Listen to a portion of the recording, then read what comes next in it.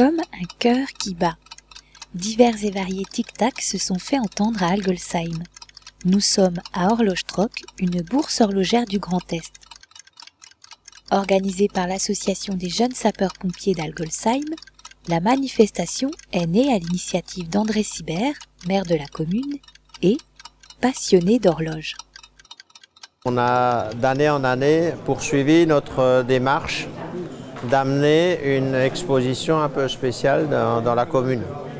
Le démarrage, j'étais au Fin, à côté de Morteau, il y a 9 ans.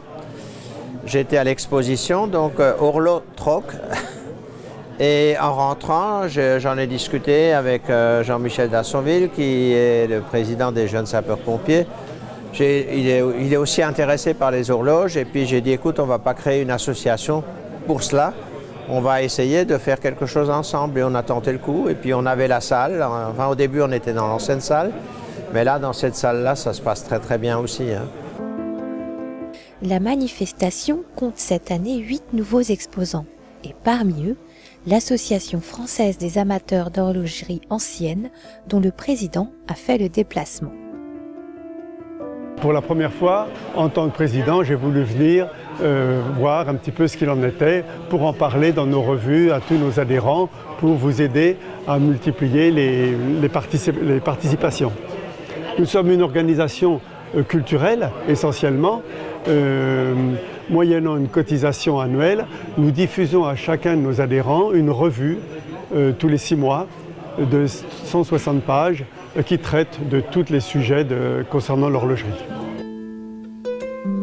Le saviez-vous? Cela a fait le titre d'une revue de l'AFA. L'heure décimale fut brièvement adoptée en 1793 comme temps officiel de la République. La journée est divisée en 10 heures de 100 minutes et de 100 secondes. À 10 heures, il est minuit, et à 5 heures, il est midi. Des horloges, des montres furent construites avec ce nouveau système. Elles sont aujourd'hui très rares car malgré l'opposition de Robespierre, le temps décimal fut abandonné officiellement 1 an plus tard. Autre titre, connaissez-vous le compute ecclésiastique? Ou comment déterminer à l'avance une date variable mobile dans notre calendrier, à savoir celle de Pâques? Vous savez, l'horlogerie c'est très vague, et on peut parler aussi bien des cadrans solaires que des horloges à grandes complications, que des montres.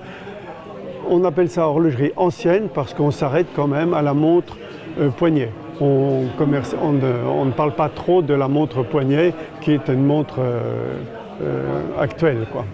Mais quand il y a une complication bien particulière en montre mécanique actuelle, on en parle quand même pour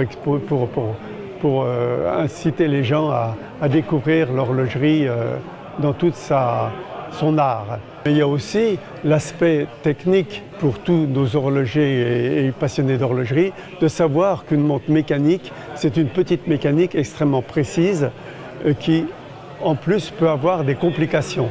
Au-delà de l'heure, de l'indication de l'heure, de la minute, de la seconde, on a le quantième, on a les phases de lune, on a des réserves de marche, on a plein de choses comme ça qui peuvent intéresser nos gens.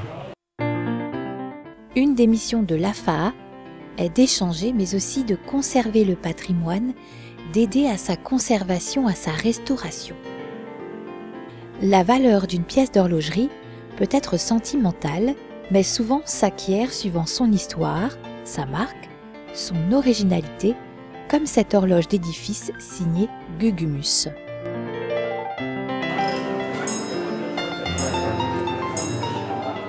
Réparer, remettre en marche des mécanismes de précision pour que le mouvement reprenne, pour certains passionnés comme Benoît, il redonne une seconde vie aux horloges pour le plus grand bonheur des amateurs d'horlogerie, mais aussi d'autres pièces originales dont le mouvement peut rappeler le mécanisme d'une horloge, comme ce tourne-broche.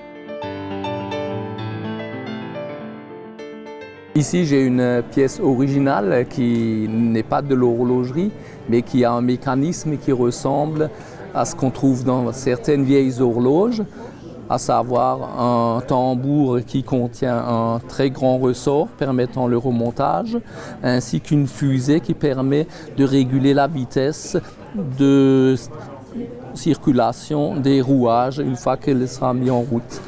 Et donc c'est un tourne-broche de château qui se plaçait non loin de la cheminée et qui était équipé d'une chaîne qui était entraînée par ce mouvement qui permettait de faire tourner la broche qui était dans la cheminée, donc qui supportait soit un agneau, un cochon ou peut-être même un morceau de vache. Cette pièce s'appelle une fusée en fait. C'est une pièce en bois qui est entièrement sculptée à la main. Voyez, donc ça c'est une pièce qui est très ancienne, qui doit dater de 1800 et qui est quasiment une pièce de musée, où il y a de nombreuses pièces qui sont en fer forgé. C'est un hobby pour moi, l'horlogerie, c'est pas mon métier et j'adore démonter, réparer tout ce qui est horlogerie. Ici, les acheteurs peuvent être des professionnels, mais beaucoup sont des amateurs passionnés et connaisseurs. Aujourd'hui, les gens sont surtout des gens qui sont passionnés, des acheteurs. Donc, ils cherchent avant tout des pièces originales qui sortent du commun, ou alors des pièces qui sont de très grande qualité, où ils investissent, ou c'est un peu un placement à ce moment-là. Mais la pièce originale qui n'est pas du tout ordinaire, ça les intéresse également. Par exemple, aujourd'hui, j'ai quelqu'un qui m'a racheté une pièce sphérique qui contenait un baromètre, un thermomètre, un hygromètre. Et en fait, cette pièce s'appelle un Spoutnik, mais elle est tellement rare que la personne, elle a eu un coup de cœur. Alors que je ne l'avais encore même pas restaurée. Ouais, je lui avais dit, je l'ai ramenée, mais je ne l'avais encore même pas restaurée. Ben, il l'a acheté juste pour ça, parce qu'elle était originale. Des pièces originales qui ont un coût, mais à Horloge Troc on peut négocier et l'on y trouve une grande variété et diversité d'objets. Je dirais qu'au niveau des prix, on peut vendre des réveils déjà à 10 €, même anciens.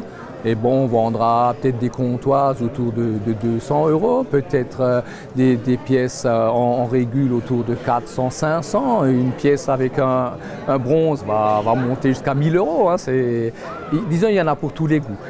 Dès que vous vous intéressez à l'horlogerie en tant qu'amateur, si vous ne trouvez pas bonheur, c'est que vous êtes extrêmement difficile. On a beaucoup plus de visiteurs, on va voir ce soir le compteur, donc on est très content. Et on a une grande diversité dans l'offre qui est proposée. J'ai rencontré pas mal d'acheteurs qui sont très contents parce que les prix aussi sont tout à fait corrects. La négociation est toujours possible, donc ça se passe très très bien. On est très contents. Des résultats et des visites encourageants pour les organisateurs de l'événement. Pour tous les passionnés, sachez que l'Association française des amateurs d'horlogerie ancienne organisera le 25 mars une grande bourse à Mer, près d'Orléans.